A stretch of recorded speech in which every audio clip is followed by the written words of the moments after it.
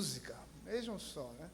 O pai dele é o pastor da igreja, e a igreja, a gente acompanha a igreja lá nas redes sociais, e vê quanto a igreja é atuante, a igreja tem sido abençoada, e louvamos a Deus pela sua vida. Aleluia. Pastor Abisaí, que Deus te use mais uma vez, Amém. que os nossos corações estejam preparados para ouvir o servo falando, mas é Deus que usará, que possamos estar atentos àquilo que o Senhor tem para a nossa vida, o nosso coração nessa noite. Oremos assim então.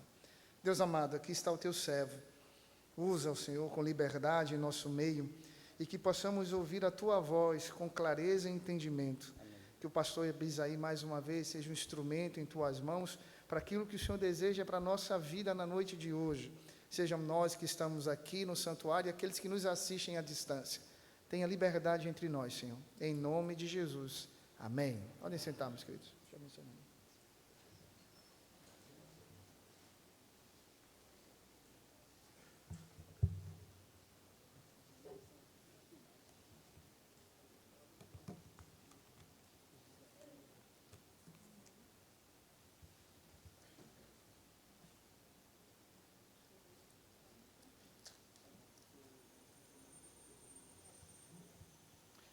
Graça e paz, amados irmãos, amém?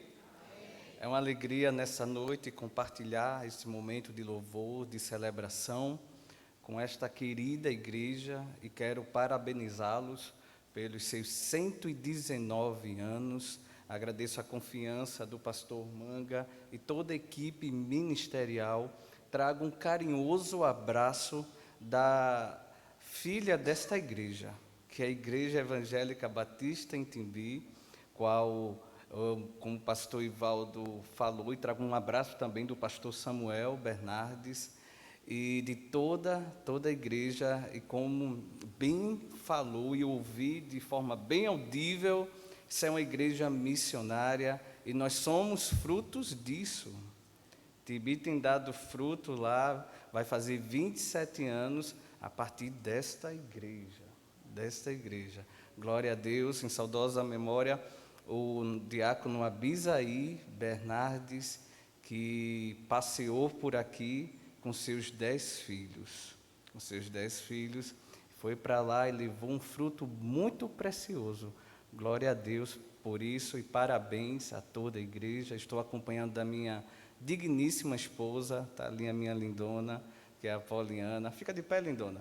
Isso, é isso aí. Esse presente que Deus me deu, pode sentar. 19 anos. Eu não sou tão velho, não, tá bom? Mais 19 anos que estamos juntos. Na nossa adolescência, eu disse ao Senhor que eu queria namorar e casar com a primeira namorada, pastor Manga. Foi minha oração.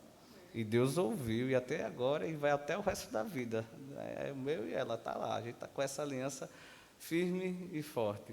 E agradeço o convite da ministra de música, nossa irmã Milka. Deus continue honrando esse ministério. Amém, irmãos?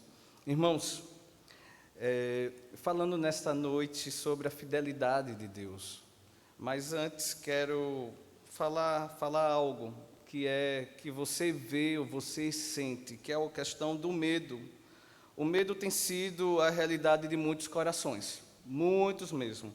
Medo, alguns têm medo de uma guerra nuclear, medo da economia mundial colapsar, medo do comunismo, medo da agenda da ONU, tem isso.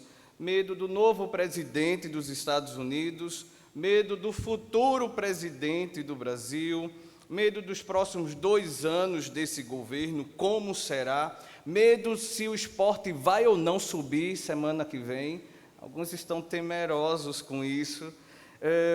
Medo da perseguição religiosa em nosso Brasil, medo de diagnóstico, temos aí medo de diagnóstico, medo, alguns adolescentes talvez medo de não namorar, medo de não casar, será que vou? Outros medo de não conseguir uma vaga na faculdade no ano que vem. Será que Deus nos criou para sermos dominados pelo medo? Qual é a resposta de Deus? Nós vamos ver a nação de Israel. E nós vamos analisar um salmo, um canto, uma poesia. Salmo 46. Convido você a abrir comigo.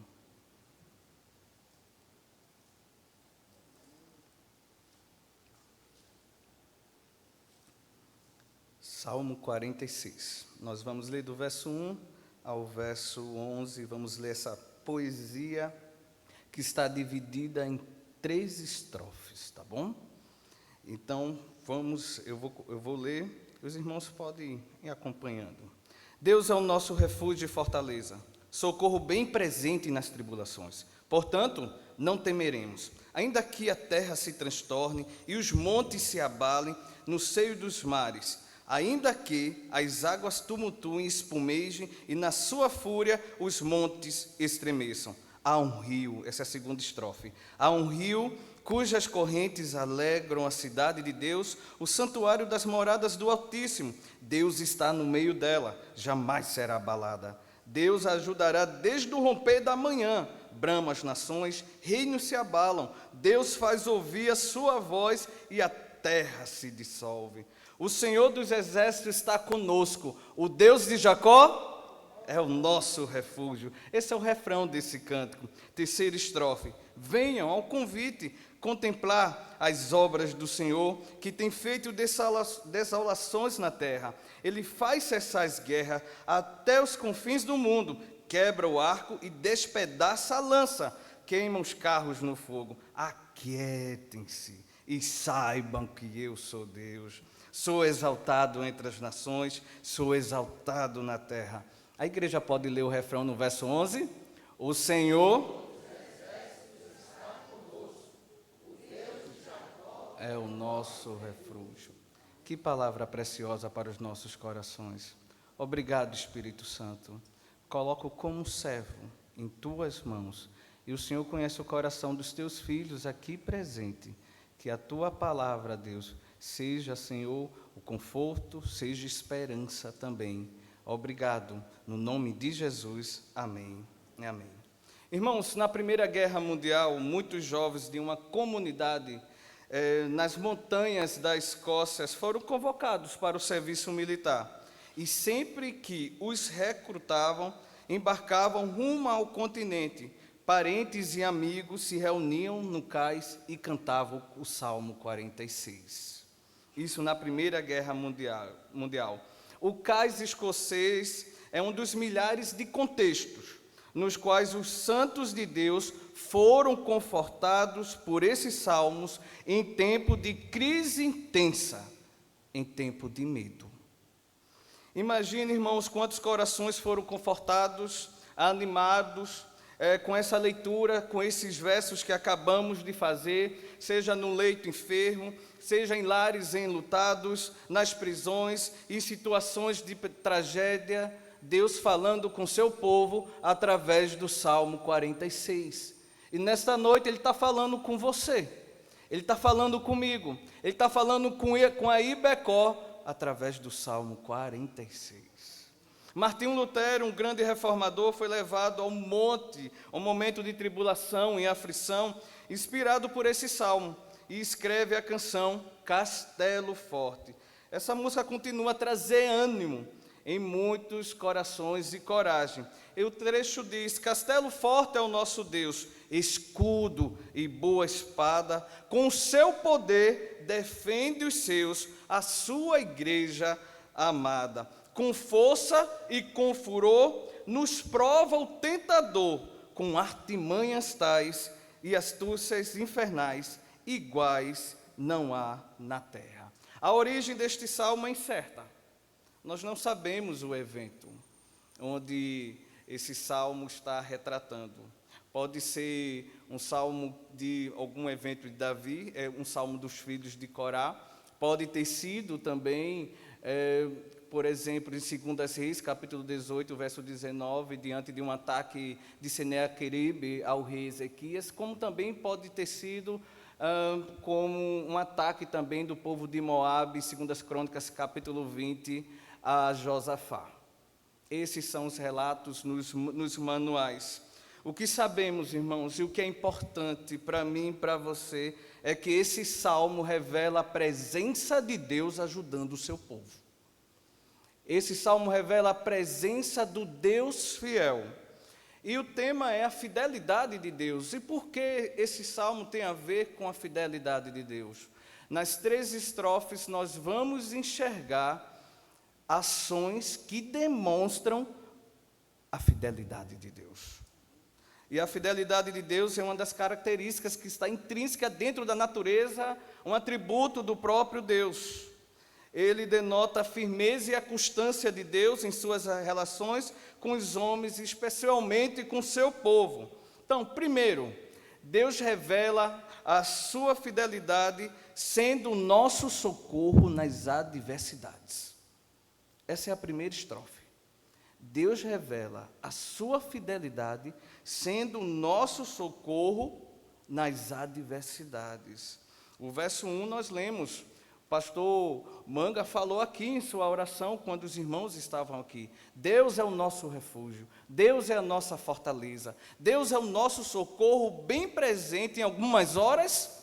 Não, em qualquer momento. Veja que isso é conforto e esperança diante do medo. Em tempos de aflição, Deus é fiel para com seu povo, que por meio da fé deve continuar confiando no direcionamento dele, na sua provisão. E uma pergunta para a igreja: como Deus revela a sua fidelidade nas adversidades? Como? Sendo o nosso socorro. O verso 1 fala sobre isso. Deus é o nosso refúgio e fortaleza, socorro bem presente na sua vida, meu irmão. Na sua vida.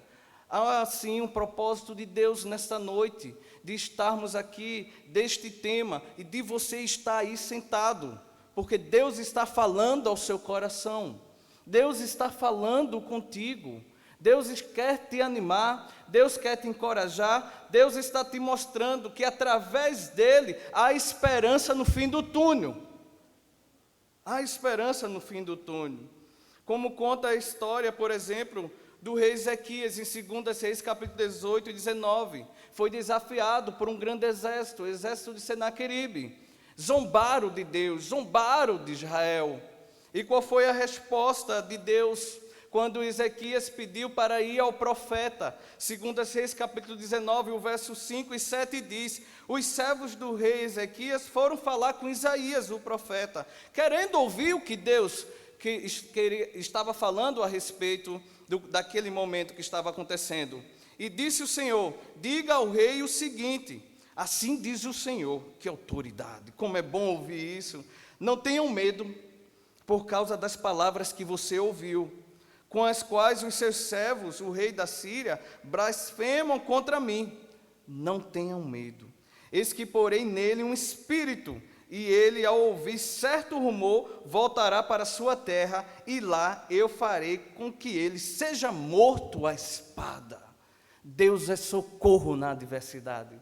Deus é socorro nas minhas adversidades. Deus é socorro nas suas adversidades. Josafá também teve um encontro nada agradável. Chegou uma carta para ele que um grande exército estava vindo contra ele. Ele reuniu todo o povo. Vou fazer o quê? Não tenho poderio de guerra. Eu vou me prostrar diante do Senhor. Observe que os dois exemplos, a resposta não está no homem, a resposta não está em nossas estratégias, a resposta está em Deus.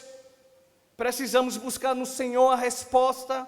E Josafá foi buscar no Senhor a resposta. 2 Crônicas, capítulo 20, o verso 15, diz assim: ele disse, o Senhor está dizendo: escutem todos os que vivem em Judá e em Jerusalém, e o rei Josafá, assim diz o Senhor: não tenham medo, nem fiquem desanimados por causa deste exército enorme, pois a batalha não é de vocês, mas de Deus.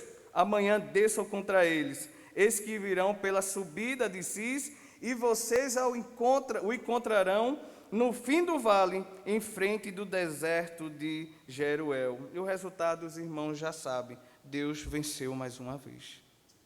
Deus vai sempre vencer. Deus é nosso socorro nas adversidades. Precisamos confiar nisso. Eu sei que o coração meu, seu, às vezes dá aquela titubeada. Somos humanos, temos medo. Mas nessa noite estamos sendo lembrados a olhar para quem está a nossa vitória, a olhar para Deus. Ele é o nosso socorro nas adversidades. Que maravilha, irmãos. Deus tem um lugar de refúgio e proteção. Neste lugar, Ele é a força e a fortaleza. E onde é este lugar, pastor? Este lugar é o próprio Deus. Não tem outro, é o próprio Deus. Só nele temos o verdadeiro refúgio. Este lugar é de auxílio, amparo, abrigo, descanso diante das aflições e dos assédios que enfrentamos na vida. Onde você está procurando refúgio e força? Se não for do Senhor, você está desprotegido. A história dos 3 porquinhos pode refletir sobre a casa de cada um, o de palha, o de madeira e o de tijolo. Diante do lobo, a única casa que não caiu foi qual? O de tijolo. Então, sem o refúgio de Deus, nossa vida é semelhante à casa de palha e à casa de madeira. Sem o refúgio de Deus. Deus, Ele é refúgio, força e socorro. Deus, Ele foi refúgio, força e socorro para o profeta Elias. Quando pensou em desistir na vida, Deus disse, não, ainda não é momento, você ainda vai continuar. Deus também foi refúgio, força e socorro para Daniel, que permaneceu íntegro em meio às acusações e perseguições, assim como Deus foi refúgio na cova dos leões. Deus também foi refúgio, força e socorro para José, e um auxílio sempre esquecido, mesmo quando ele estava lá na prisão. Deus nunca esqueceu. Ele foi refúgio, força e socorro para o rei Ezequias, diante de um diagnóstico de morte. Ele foi refúgio e força. Deus não o abandonou. Na sua vida, Deus é refúgio. Na sua vida, Deus é fortaleza. Na sua vida, Deus é socorro. Deus consegue lembrar quantas vezes Ele te levantou? Porque você está aí prostrado, desanimado. Quero trazer à memória aquilo que pode me dar esperança. Nesta noite, lembre o que Deus já fez por você. Lembre quantas vezes Deus já te protegeu, já te livrou, já foi providência, já deu presentes a você que você achava que não iria conseguir. Esse é o teu Deus. Esse é o nosso Deus. Deus também revela a sua fidelidade nas adversidades, nos dando coragem. Isso, nos dando coragem. O verso 2 e o verso 3 fala sobre isso. Socorro bem presente nas tribulações, o verso 2. Portanto, não temeremos. Ainda que está sempre presente na nossa vida. Ele diz, Deus é refúgio, força e fortaleza, socorro. Olha, nós não vamos temer. Ainda que, irmãos, o ainda que, né, a gente não sabe o ainda que nesta semana. A gente não sabe o que vai se levantar contra a minha, a sua vida, o que pode as adversidades. Mas nessa noite Deus está falando conosco. Deus está falando conosco. Ele diz, portanto, não temeremos, não tenhamos medo, tenha coragem, ainda que a terra se transtorne e os montes se abalem no seio dos mares, ainda que as águas tumultuem, espumejem e na sua fúria os montes estremeçam. Observe que no verso 2 e 3 nos apresenta um cenário de caos na natureza. Terremotos, montes desabando no mar, explosões vulcânicas, tsunamis, o oceano aqui está fora de controle, tempestade, furacões, inundações, é isso o cenário. É um cenário apocalíptico, é um cenário destrutivo. A terra está se dissolvendo. O autor está mostrando o pior cenário que pode acontecer. E esse cenário dá medo a qualquer um. Dá medo a qualquer um. Mesmo assim, a confiança do povo deve estar em Deus, na sua real presença e na sua fidelidade. Não devemos temer. Nós não devemos temer. O escritor diz que mesmo que o mundo acabasse, não precisamos temer. Ainda que o mundo se acabe, não precisamos temer. Diante da destruição total, o escritor expressou uma confiança silenciosa na capacidade de Deus de nos salvar. Parece impossível considerar o fim do mundo sem ser consumido pelo medo. Mas a Bíblia é clara. Deus é o nosso refúgio, mesmo diante da destruição total. Ele não é apenas um retiro temporário. Não, Deus não tira férias. Ele é o nosso lugar eterno de segurança. e pode fornecer força em qualquer circunstância, querida igreja. Veja o cenário que nós estamos vivendo, irmãos. Veja o cenário atual, na minha visão, não sei na sua. Na minha visão, o cenário atual é de confusão mundial, no sentido político, econômico, social e moral. Se você acompanha e lê jornais, você sabe do que eu estou falando. O temor também sempre está presente, depois da pandemia, de novos vírus mortais. Aqui e ali, sempre tem algo, olha, será que vai vir uma nova pandemia? Esse é o cenário que nós estamos vivendo. É um cenário de medo, um cenário de ansiedade, depressão, insegurança, incertezas, desesperança, doenças e mais doenças surgindo, diagnósticos mortais, causas sem solução na justiça, uma justiça lenta, tardia em procurar resolver as nossas causas, infelizmente, às vezes corrupta, violência desenfreada, moralmente falando, a terra está se dissolvendo. Mudanças climáticas, queimadas, derretimento das geleiras, poluição, aquecimento global, tempestades acabando com muitas cidades. Vimos agora em Valência, na Espanha, vimos recentemente também aqui no Brasil, no Rio Grande do Sul. Mas também, qual é outra característica desse cenário? É a apostasia. Fala-se numa era pós-cristã, mesmo se falando de Deus, mas o coração do homem não vê o pecado como algo que separa de Deus. Um pastor escreveu um pensamento, não tem o nome, diz assim: essa época é pós-cristã, não porque não se fale mais de Deus, pelo contrário, provavelmente poucas vezes na história se falou tanto de Deus, mas porque se fala e nem mais se admite a realidade do pecado. Esta é uma era onde não há mais pecadores, só há enfermos. É o auge do humanismo, o pressuposto de que o ser humano é intrinsecamente bom venceu. E ora, gente intrinsecamente boa não peca, gente intrinsecamente boa adoece, e doentes são vítimas. Irmãos, ainda que as piores tragédias nos sobrevenham, não há motivo para temer, pois Deus está conosco. Essa é a palavra de Deus para a sua igreja, para mim e para você. Essa foi a palavra de Deus para Israel. Estava na iminência de uma guerra, as nações cercando Jerusalém, ali. Ele disse, não tenha medo, Deus é o nosso refúgio, Deus é a nossa fortaleza, Deus é o nosso socorro. O que isso nos fala? Não estamos sozinhos, não estamos sozinhos. Deus tem a forma dele de cuidar de cada um da gente, sabe?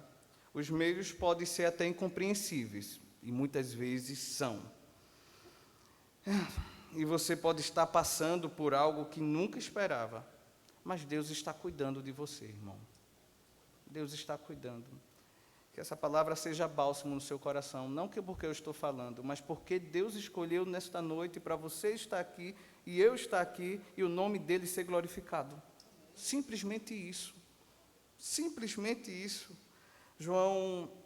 Deus, ele conhece nossa estrutura e até onde cada um da gente suporta. Essa é a verdade. João 15, 16, 13 diz: falei essas coisas, Jesus disse, para que em mim vocês tenham paz. E estava para estourar uma situação bem difícil. Jesus iria morrer, os discípulos iriam ficar dispersos, perseguidos, e agora? Mas Jesus disse, olha, no mundo vocês vão sentir aflições, sim, mas tenham coragem. Eu venci o mundo. Tenham coragem, igreja. E Ebecó, tenha coragem. 119 anos, Deus com esta igreja. O coração desta igreja continua pulsando. E você é responsável por isso. O Espírito Santo que habita em você é responsável por isso. Segunda estrofe desse cântico, está no verso 4 ao verso 7. Deus revela a sua fidelidade sendo a nossa companhia. Primeiro, Deus revela a sua fidelidade, como nós vimos, Ele nos socorrendo na adversidade. E agora, nos versos seguintes, Ele vai falar da sua companhia. Ele vai falar da sua presença entre o povo. E veja as características que traçam a fidelidade de Deus. Podem confiar que Deus estará continuamente ao lado deles em todos os momentos. A presença do Senhor é certa, Ele nunca deixará sozinhos. Logo, a companhia do Senhor revela a fidelidade e o que traz? Nós vamos ver que traz alegria, estabilidade e ordem para o povo de Deus. O verso 4 diz assim, eu vou lembrar os irmãos, há um rio, cujas correntes alegram a cidade de Deus. Essa cidade está falando de Jerusalém, o santuário da morada dos Altíssimos. Deus está no meio dela, jamais será abalada. Deus o ajudará desde o romper da manhã. Bramam as nações, reinos se abalam. Deus faz ouvir a sua voz e a terra se dissolve. O Senhor dos Exércitos está conosco e o Deus de Jacó é o nosso refúgio. Mas tem um detalhe aqui no verso 4, Jerusalém não tem rio. Não tem rio, Jerusalém cortando da forma que... Há um rio cujas correntes alegram a cidade de Deus. Não tem esse rio. Esse rio está fluindo do próprio Deus.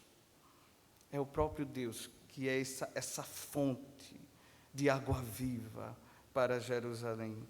E que chega ao santuário da morada dos Altíssimos. Deus está no meio dela. Jamais seremos abalados.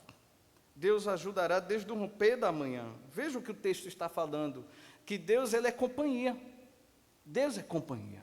Deus está presente na vida do seu povo. E isso expressa a fidelidade de Deus. E aqui ele fala de sustentação, de firmeza, quando ele diz que não será abalada, porque é Deus que nos sustenta. E também quando ele diz aqui no verso 6, bramam as nações querem falar mais alta, as nações estão gritando contra Israel, os reinos, mas Deus faz ouvir a sua voz, e aquelas nações que estavam indo ao encontro a Israel, Deus dissolve. Nosso Deus é poderoso. Muitas grandes cidades têm rio fluindo por elas, sustentando a vida das pessoas. Nós sabemos como um rio é importante para a cidade. Imagine se os rios que cortam Recife aqui secassem. Seria uma catástrofe. Mas o rio que vem do trono da graça de Deus é um rio que não seca. 119 anos esse rio jorrando nesta igreja. 119 anos trazendo vida. E assim também nosso coração. Jerusalém não tinha rio, mas tinha Deus, que como rio sustentava a vida das pessoas. Enquanto Deus viveu entre o seu povo, a cidade era invencível. Mas no dia que Deus, ele assim, fechou os olhos, aquela cidade foi dizimada por Nabucodonosor, podemos assim dizer, porque o povo quebrou a aliança. O povo quebrou a aliança. Diz que a presença de Deus faz fluir um rio. É isso, é a presença, a companhia de Deus. E essa fonte é fonte de alegria, de consolo, de força, de esperança e cura para aqueles que vão a Ele. O que um rio representa para uma cidade, Deus representa para nós. No livro de João, conta a história da mulher samaritana, onde o coração dela corria um rio turbulento naquele coração. Um rio que levou tudo, o significado de família, ela teve vários esposos, e que agora o que estava não era dela. Imagina um coração estável daquela mulher. Quantos relacionamentos. Havia uma sequidão na alma daquela mulher. Uma sequidão na alma. Mas Jesus se apresentou a ela como uma fonte das águas vivas, que fluirão em seu coração, onde limpará toda aquela sujeira, trazendo paz e salvação. É assim que Jesus faz na minha e na sua vida. João 4,13 diz, Jesus respondeu, quem beber desta água terá sede outra vez, mas quem beber da água que eu lhe der, nunca mais terá sede. Pelo contrário, a água que eu lhe der, se tornará nele uma fonte de água e jorra para a eternidade. Essa água está jorrando no meu coração, essa água jorra no seu coração. Se você tem Jesus Cristo na sua vida, essa é a água. Quem sabe nessa noite o seu coração está seco. Está seco. E nada consegue saciar a sua alma. Coisas estão morrendo dentro de você. Sua dignidade, quem sabe não existe mais uma ética nem moral. Os valores estão secando. Seu relacionamento com Deus está seco, está seco, está caminhando para um lugar de sequidão e saindo do refúgio do Senhor. Não faça isso. A companhia de Deus é maravilhosa. E ele canta isso nos versos do 4 ao verso 7. O Senhor dos Exércitos está conosco. Deus de Jacó é o nosso refúgio. Ele é a nossa companhia. Deus é a sua companhia, viu? Você não está sozinho. Você não está sozinha. Deus acompanha você. E por último, para concluir, a terceira estrofe do verso 8 ao verso 11. Deus revela a sua fidelidade, sendo a salvação do seu povo. Ele chama ao convite: venham contemplar as obras do Senhor, que tem feito desolações na terra. Ele faz cessar as guerras até os confins do mundo, quebra o arco e despedaça a lança, queima os carros no fogo. Aquiete-se e saibam que eu sou Deus. Sou exaltado entre as nações, sou exaltado na terra.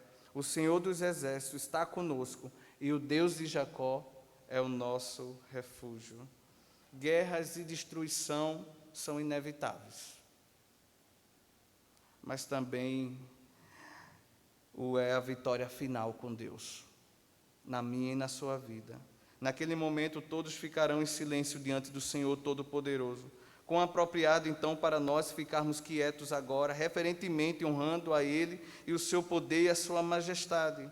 Reserve um tempo todos os dias para ficar quieto e exaltar o nome do Senhor, porque é Ele que luta as minhas guerras e as tuas.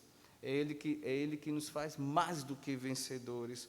Como podemos encontrar o caminho da salvação? Está no verso 8, contemplando o agir e o poder do Senhor. Venham contemplar as obras do Senhor, que tem feito desolações na terra. Contemple e lembre nesse momento aquilo que eu já falei, o que Deus já fez na sua vida, como Ele já se apresentou para você. Contemple isso. Esse é o caminho da salvação, contemplar, parar e ver Deus agindo, saber que é Ele que está operando, isso de forma consciente. Outro caminho para a salvação é entregar nossas guerras a Deus. Entregue suas guerras a Deus. Entregue.